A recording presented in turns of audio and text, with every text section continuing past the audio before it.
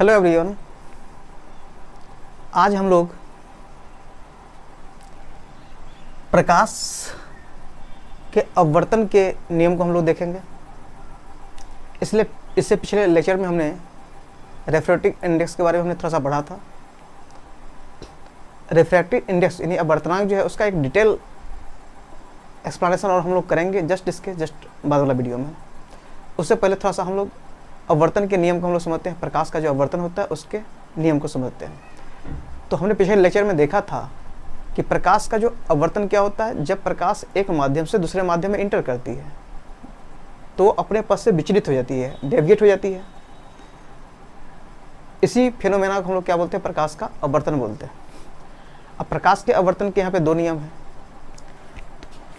तो जैसे यहाँ पे मीडियम 1 और यहाँ पे मीडियम 2, यानी पहला मीडियम का ये है, फर्स्ट मीडियम से सेकंड मीडियम जब इंटर करती है प्रकाश, तो यहाँ पे हमने लिया है, यहाँ पे इसका ये μ1 क्या है, उसका रेफ्रैक्टिव इंडेक्स यानी अपवर्तनांक है, और ये μ2 दूसरे माध्यम का उसका अपवर्तनांक है। तो यहाँ हमने दिखलाया है कि जब एक माध्यम दूसरे माध्यम जाती है तो वो अपने पथ से विचलित हो जाती है। इसको हमने पढ़ा था कि सघन माध्यम से विरल माध्यम में जाने पर क्या होता है, विरल माध्यम से सघन माध्यम में क्या होता है, वो हमने पिछले लेक्चर में हमने ऑलरेडी देखा है।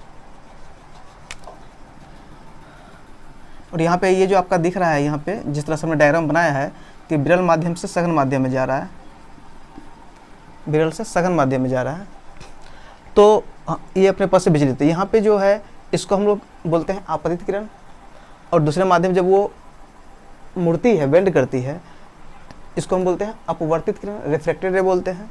और ये आपका नॉर्मल हो गया। तो इसमें ये पहला जो लॉ कहता है वो कहता है आपतित किरण, अपवर्तित किरण और अपवर्तक सतह के आपतन बिंदु पर खींचा गया अभिलंब। मतलब ये जो है अपवर्तक सतह हुआ, इस अपवर्तक सतह का जो ये आपतन बिंदु हुआ जिस पे लाइट टकराती है, उस बिंदु को हम लोग आपतन बिंदु बोलते हैं। और ये अपवर्तक सतह हुआ। वहाँ पे हम लोग मिरर में पढ़े थे परावर्तक सतह, उसको परावर्तित करता रहे, यहाँ पे वो अपवर्तित कर रहा है, इसलिए इसको हम अपवर्तक सतह बोलेंगे। मतलब ये क्या होता है अपवर्तक सतह, दोनों मीडियम का जो दोनों माध्यम है उसका जो बाउंड्री लाइन होता है, जहाँ पे दोनों मिट करता है, वो होता है अपवर्तक सतह हुआ। तो उसी अपवर्तक सतह के जिस बिंदु पर वो आपतित किरण जब टकराती है तो ये आपतन बिंदु हो गया, और ये आपतित किरण और ये उसी आपतन बिंदु पर खींचा गया जो ये अभिलंब है, ये नॉर्मल वो, और ये अपवर्तित किरण, ये तीनों कहता है क्या, एक ही प्लेन में होते हैं। आपतित किरण, अपवर्तित किरण और आपतन, अपवर्तक सतह के आपतन बिंदु पर खींचा गया अभिलंब, तीनों एक ही तल में होते हैं। ये पहला था। सेकेंड लॉ कहता है क्या है कि आपतन कोण कीजिए। यहाँ ये जो है आपतन कोण, इसको हम बोलेंगे, इसको क्या बोलते हैं, आपतन कोण बोलते हैं, और इसको बोलते हैं अपवर्तन कोण। आपतन कोण और इसको बोलते हैं अपवर्तन कोण। तो आपतन कोण कीजिए साइन आई, और अपवर्तन कोण कीजिए, अपवर्तन कोण यानी साइन आर, और यहाँ आपतन कोण कीजिए यानी कि साइन आई।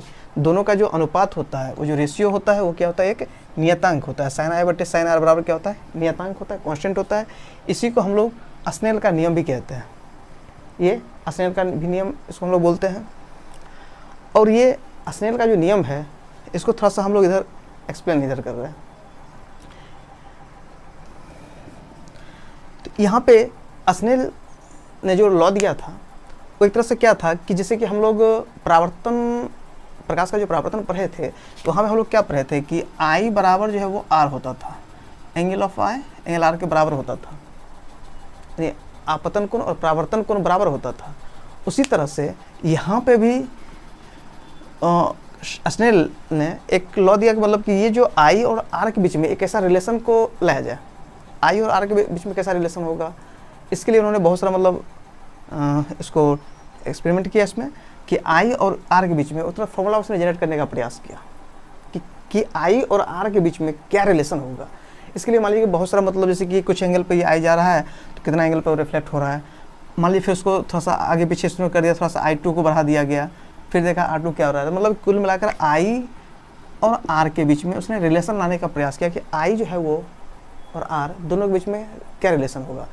इसी क्रम में बहुत सारा फॉर्मूला उसने जनरेट किया। उसी क्रम में एक फॉर्मूला मिला कि साइन आई देखा उसने ये वाली बात कि जैसे कि साइन आई और साइन R1, यानी फर्स्ट मीडियम में साइन आई और साइन R1 का देखा, और देखा कि जो हम दूसरा एक्सपेरिमेंट कर रहा था जिससे उसमें साइन I2 बटे साइन R2 किया गया, साइन I2 बटे साइन R2, तो देखा इसका वैल्यू जो है वो क्या है, जब साइन लगाया गया, ये जो आपतन कोण और जो अपवर्तन कोण है, जब दोनों में साइन लगाया गया और दोनों का जब रेशियो लिया गया, तो देखा इस केस में भी जितना आ रहा है डिफरेंट अलग अलग उसने केस में उसको देखा कि वो वैल्यू सब सेम ही आ रहा था।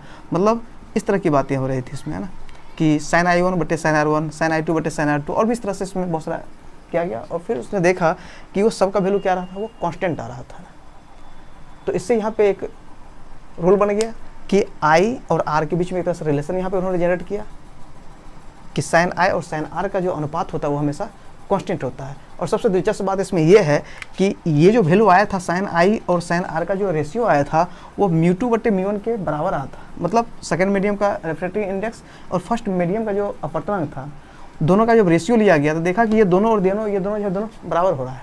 सबसे मज़ेदार जो बात यहाँ पे ये उभर गया है कि दोनों का जो रेशियो किसके बराबर आया था, दूसरे माध्यम का जो अपवर्तनांक था और पहले माध्यम का जो अपवर्तनांक था, दोनों के रेशियो के ये बराबर आ रहा था।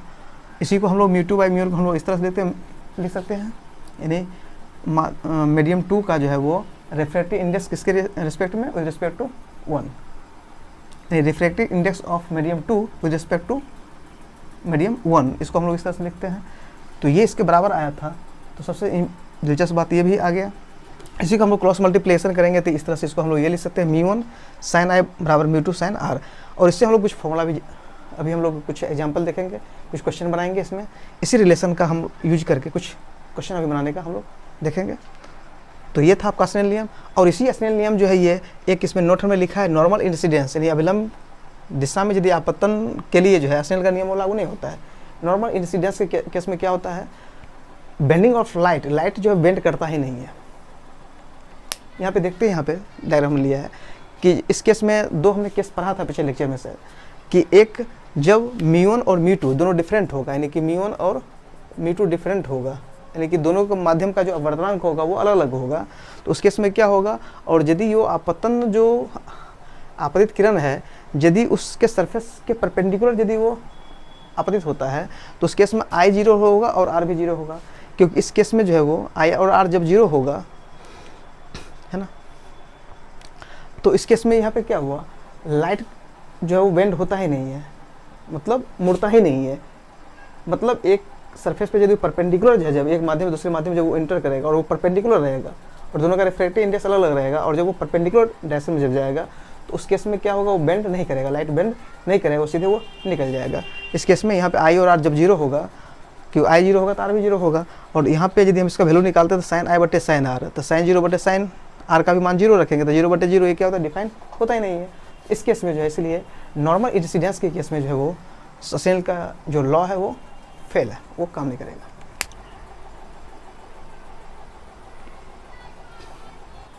स्नेल का जो लॉ था उसके था उसके बेस्ड पे एक हम लोग प्रॉब्लम लेते हैं। क्वेश्चन ये है,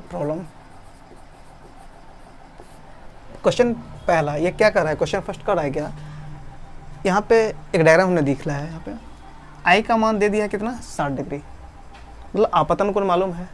अपवर्तन कोण कहता है उसका मान निकालने के लिए यहाँ पे हमने डायग्राम दिख रहा है, ये आपतित किरण है, और जब ये उस आपतित किरण में ये μ1 हमने 1 लिया है, मतलब ये एयर में है, एयर का रिफ्रैक्टिव इंडेक्स कितना होता है, 1 होता है, और ये सेकेंड माध्यम में जा रहा है जिसका रिफ्रैक्टिव इंडेक्स कितना है, अपवर्तनांक कितना है, √3 है।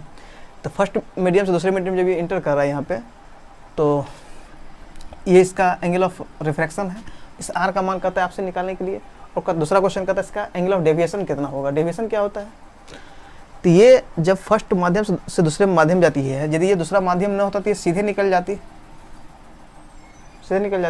लेकिन ये क्या हो रहा है, ये डेविएट हो रहा है, इतना एंगल ये क्या हो रहा है, ये डेविएट हो रहा है, इसी को हम लोग डेल्टा बोलते हैं, एंगल ऑफ डेविएशन यही होता है। तो इसका भी मान कहता है निकालने के लिए, और ये R का मान निकालना है ना। तो हम लोग पहले क्या करते हैं, स्नेल का जो फॉर्मूला है उसका यूज करते हैं। ये स्नेल का फॉर्मूला से, स्नेल का नियम क्या कहता है, स्नेल्स लॉ, स्नेल्स लॉ क्या कहता है, μ1 साइन I बराबर μ2 साइन R होता है, ये हमने पढ़ा है, स्नेल का लॉ यही है। तो μ1 यानी कि पहला जो माध्यम है उसका अपवर्तनांक कितना दे दिया, यहाँ पे 1 दे दिया है, साइन आई का मान कितना यहाँ पे है 60 डिग्री। μ2 दूसरे माध्यम का आवर्तनांक कितना है √3 sin r, यानी r का मान हमको निकालना है। sin 60 का मान होता है √3/2 होता है, इधर भी √3 गुना sin r होगा, √3 कट जाएगा, यानी 1/2 बराबर कितना sin r, और ये 1/2 कितना होता है sin 30 डिग्री का मान होता है। sin 30 डिग्री का मान कितना होता है ये 1/2 होता है sin r, इसलिए r बराबर कितना 30 डिग्री है ना। r का मान कितना होगा 30 डिग्री। तो ये हो गया एंगल ऑफ रिफ्रैक्शन, यानी कि r का मान कितना आ गया 30 डिग्री आ गया। अब डेल्टा का मान कैसे निकालेंगे, ये स्नेल का नियम था ना, किसका नियम था स्नेल के नियम से, स्नेल के नियम से हम लोग इस बात को हमने बनाया।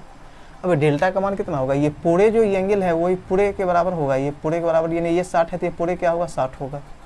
तो डेल्टा कितना होगा, वैसे भी है 60 में से r का मान अभी कितना निकाला 30 निकाला है, 60 में से 30 जाएगा तो 30, डेल्टा का मान कितना 30 आ जाएगा। लेकिन इसका एक फॉर्मूला है अपना, डेल्टा बराबर i माइनस r, हम लोग ऐसे लिखेंगे, मोड़ लेंगे, i का मान कितना है 30 माइनस i का मान है 60, 60 माइनस 30 कितना आ जाएगा 30 डिग्री। यानी ये जो डेल्टा है, यानी विचलन इसको बोलते हैं, इसको क्या बोलते हैं विचलन कोण, विचलन कोण है, यानी एंगल ऑफ डेविएशन होता है ना विचलन कोण।